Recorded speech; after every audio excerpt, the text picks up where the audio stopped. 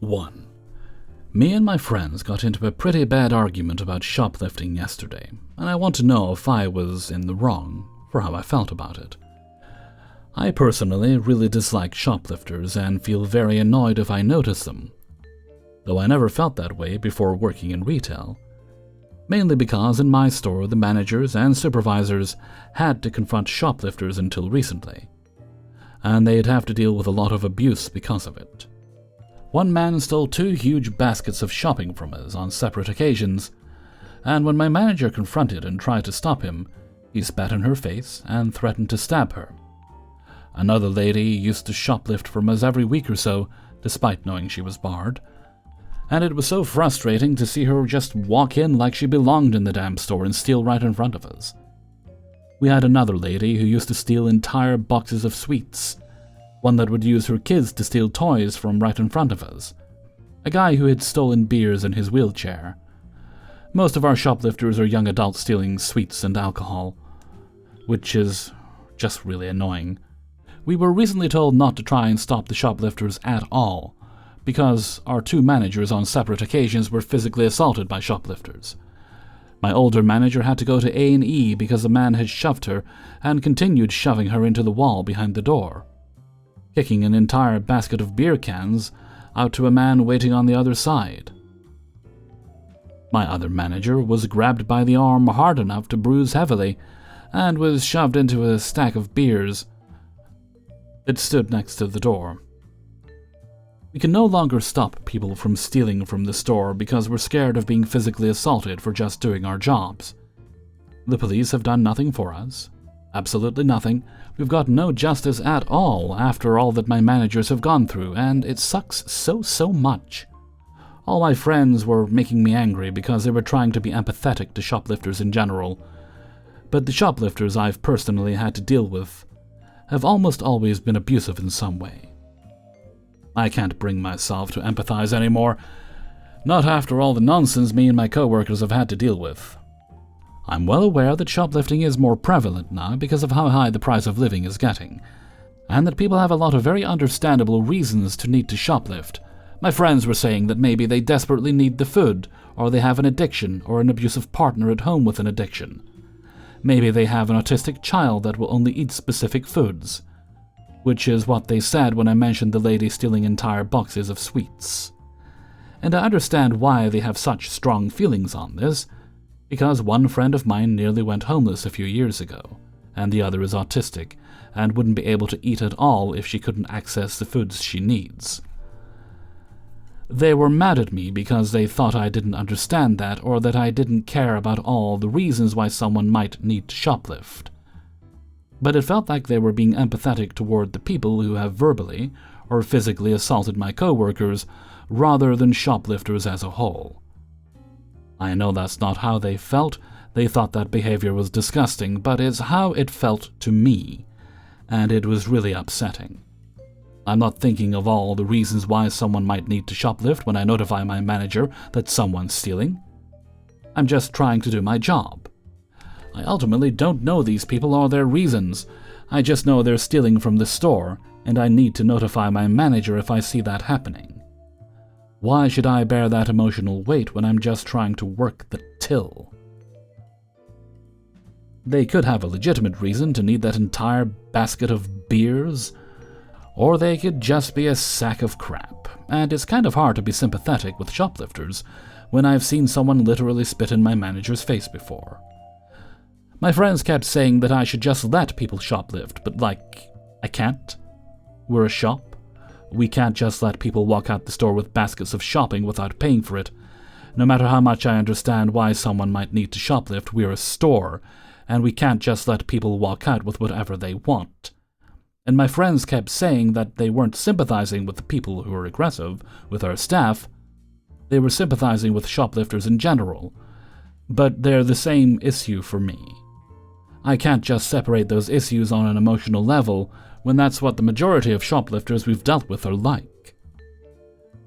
It felt like they were empathizing more with complete strangers than me, and couldn't understand how scary it is at work now, knowing that shoplifting is getting worse and people are getting increasingly more violent when confronted. and they don't understand how scary it is knowing that the police have done nothing about it for us, and feeling like I have no protection if someone desperate gets violent with me or a coworker. It's so much more than just the shoplifting for me. I can't empathize with shoplifters when I've had so many terrible experiences with them. I ended up crying because of this argument because it was stressing me out how little they seemed to understand, and they tried a lot harder to understand my perspective after that. They're genuinely good friends, and they weren't meaning to upset me.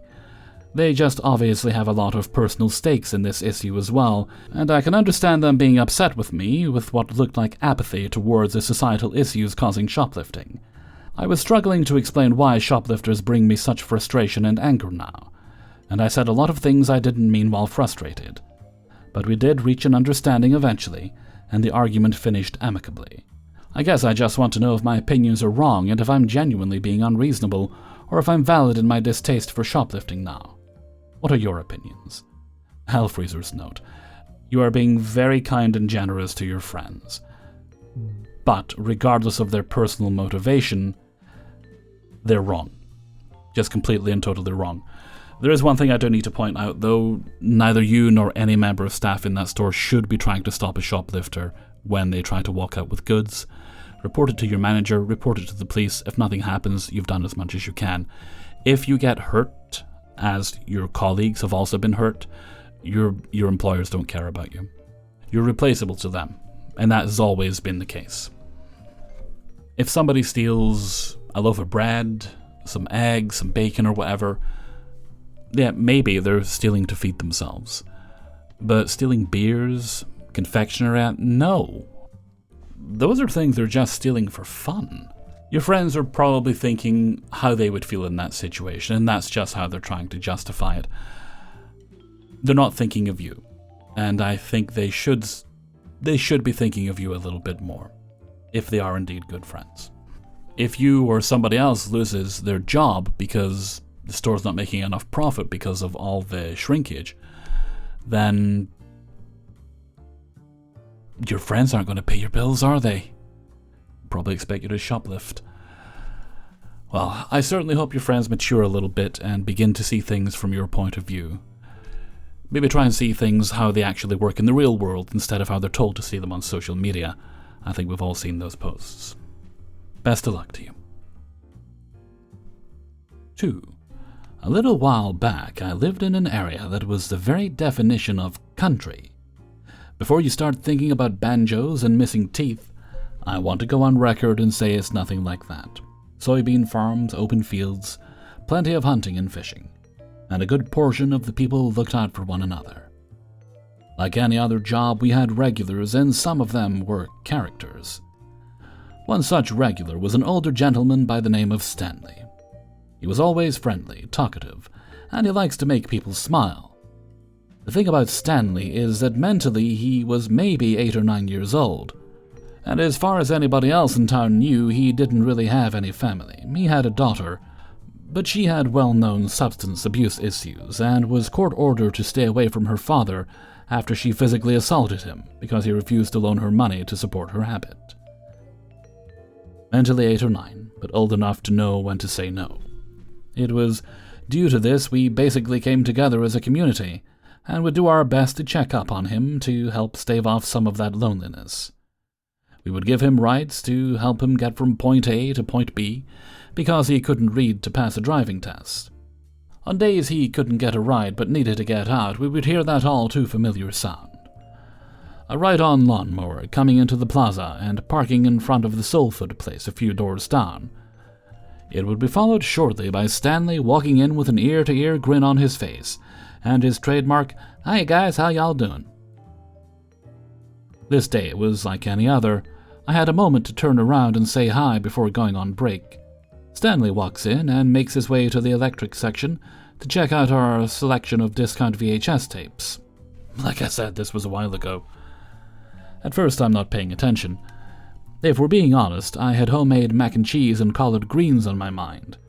So I walk outside and make my way to work the soul food place. When I notice his ride-on lawnmower has a kind of carriage hitched to the back of it, the kind that normally gets attached to the back of the bike when you want to take your toddler or your dog on a ride with you. I'm scratching my head at the sight when suddenly my manager comes out with a doughy-eyed expression that hinged somewhere between cuteness overload and unbridled excitement. "JT, you've got to get in here and see this." I point in the direction of the soul food place and she tells me I have to come in and see this now. Even tells me that my break would officially start after I walked out the door again. So I take her offer and head back to the store, and she's pointing at Stanley. He's laughing hysterically, and my boss is a few feet away, looking down at the ground with a giant grin on his face, and laughing as well. To see my old boss this way meant something. He was 6'6" and almost always serious, an absolute giant of a man who was tough but fair. So to see him laughing with childlike glee meant my manager was right, and I absolutely had to see what was going on. I make my way around the island by the front door, and as I look toward the two of them, I see a little baby goat. Stanley cut a hole in a diaper and put it on this little thing so it wouldn't have any accidents wherever it went, and he could pull its tail through. It was wearing a dog harness and somehow managed to slip it in the store. The sweet little thing decided it was playtime at this point, so it ran around the back of the store greeting customers by rubbing its head against cobs, getting up on its hind legs and resting its forelegs on people's thighs. I'm pretty much just asking for all the attention in the world. So for a solid 10 minutes I saw nothing but smiles and head pats, and my boss just loving every second of it. My manager realized what was going on with the harness, and being the woman she is, she offered to help Stanley adjust it accordingly. He had to get back home after all, and part of that stretch took him across the highway. God forbid that innocent little baby slipped it again in such a dangerous location. As she made the adjustments, he introduced his little pet as Delilah. One of the town ministers participated in 4-H with his wife and 3 kids. Knowing Stanley's living situation, he surprised him with this beautiful little pygmy goat, so he would have some form of companionship. So until I moved away, wherever Stanley went, no matter the time of year, Delilah was with him, and as far as the mom-and-pop stores in the area were concerned, she was his service animal. No one ever raised a stink or batted an eye.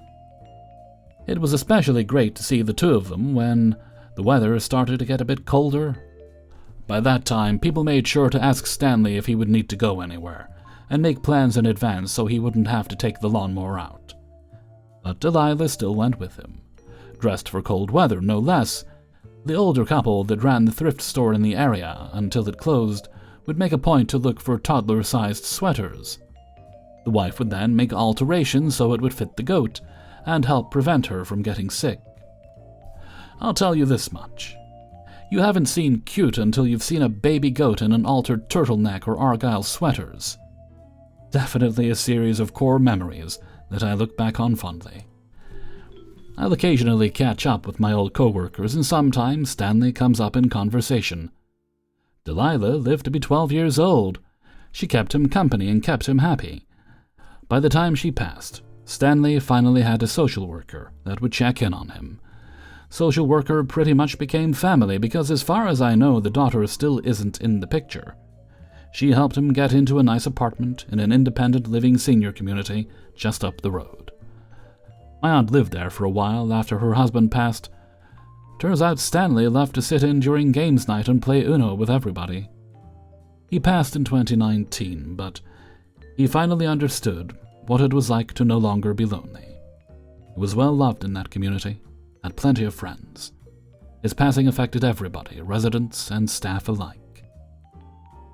I'm not sure what I believe as far as religion and the afterlife goes, but if there's a chance it exists, I'm certain Stanley is up there with Delilah, making people laugh and spreading joy. Stanley, you were a character, and I mean that in the kindest way possible.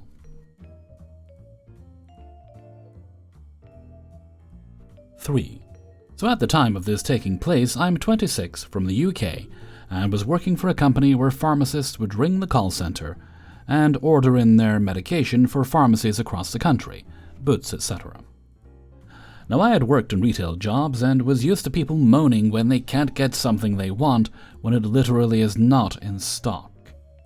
Pharmacists are no different, if Not some are more entitled and stuck up their own butts. I was surprised their voice wasn't always muffled.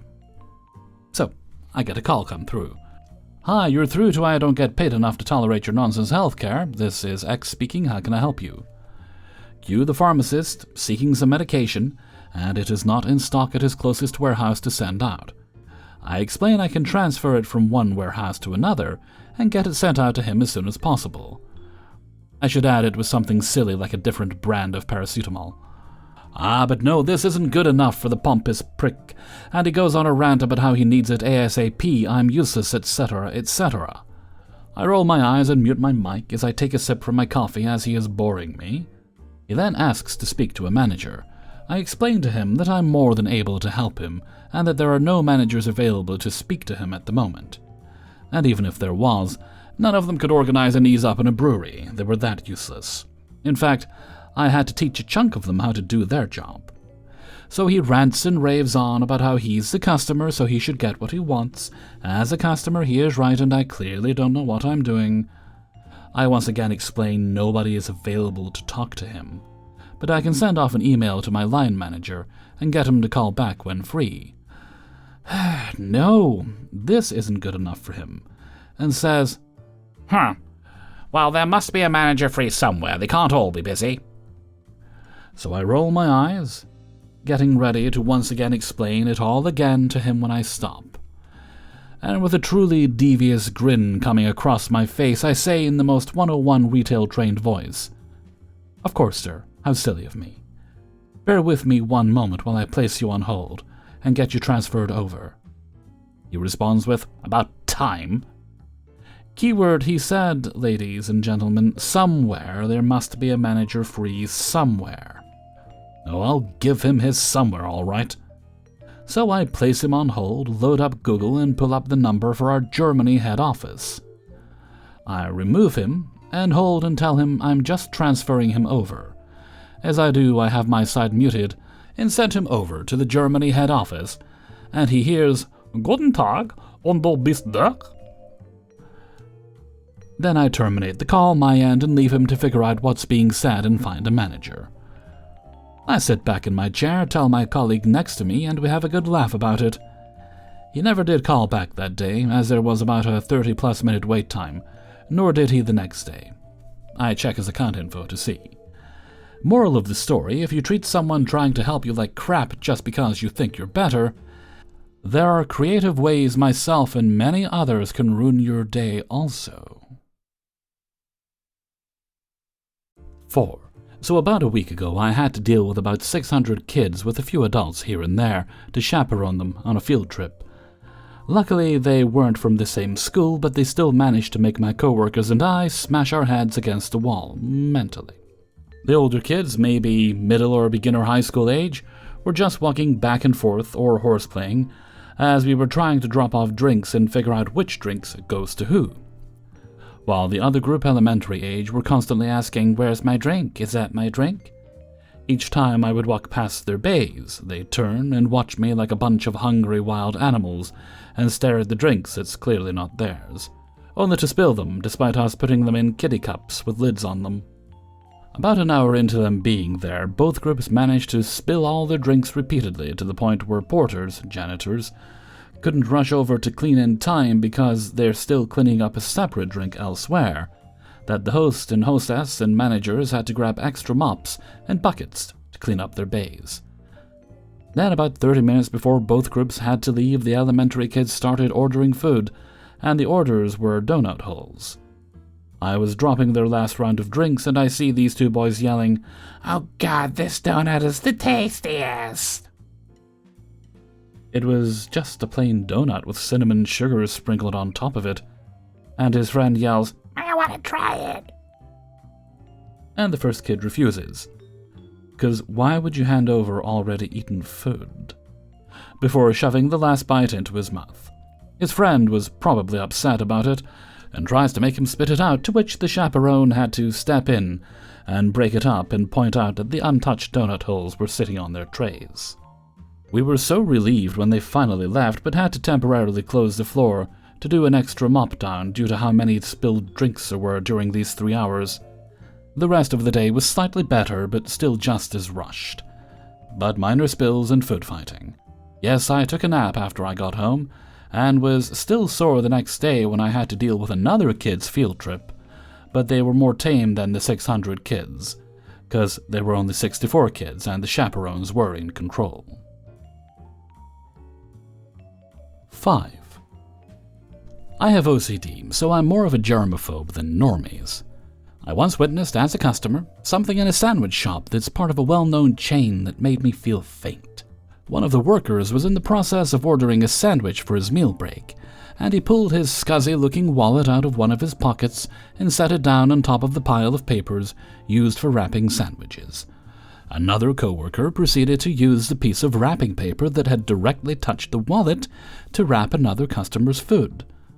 When I shrieked, "You're being really unsanitary," I was greeted with blank stares. I was dismayed to have to explain to a group of adults that their wallet should not be placed on papers meant for wrapping customers' food, and that when such papers are exposed to things they ought not to be exposed to, the papers should be considered rubbish. I also chided the other customer for being willing to pay for and accept food that had not been handled in a safe manner. This sandwich shop is the only fast food restaurant in the small town I live in, so I do still go there. I'm just much more observant. Hey everybody, Hellfreezer here, and thank you very much for listening to Fast Food and Retail, episode 211. And thank you very much to everybody who allowed me to use their stories in this video. Before you go, please hit the like button and share the video with friends and family. And if you'd like to get early access to these videos and all the other videos I make, then you can get that on my Patreon page, which is linked for you in the description. You'll also find links there to the Hellfreezer Discord server and the Hellfreezer merchandise store on Teespring. And if you like today's video, you can leave a tip by clicking on the heart with a $sign underneath. That is not now nor ever required, but I very much do appreciate it if you choose to do so. Okay, no other business, let's move right along to Hellfreezer's question of the day. And today's question is: when was the last time you heard a sound that was so out of place it made you do a double take? I'm mentioning that specifically because I'm recording quite late. It's 5:45 in the AM. And you've probably heard me mention a couple of times the past few weeks, somebody's got a rooster. And I hear it every morning at about this time, and I didn't even know you were allowed to have those in a residential area like that. And my brain still short-circuits a little bit when I hear it, but apparently you are, because they've got one. So why don't you let me know what yours are? Weird sounds that suddenly make you wonder where you are. Leave your answers in a comment below. And before we go, we'll have the answer of the day from a previous video. And today's answer comes from Fast Food and Retail 209, and it was, how do you like your eggs? And today's answer comes from Skarabka. Sorry, I thought you were a wiki for a second. Skarabka. I love all sorts of eggs except raw. And that's quite fair. I mean, the only time you should have something akin to a raw egg is if it's been put as an ingredient in something else, like mayonnaise, for example. Mayonnaise can be yummy. I never used to like it until I discovered the joys of garlic mayonnaise. And then things made sense. Thank you very much for your answer. And with that, I'm going to head off for now. So until next time, thank you very much for listening, and take very good care of yourself.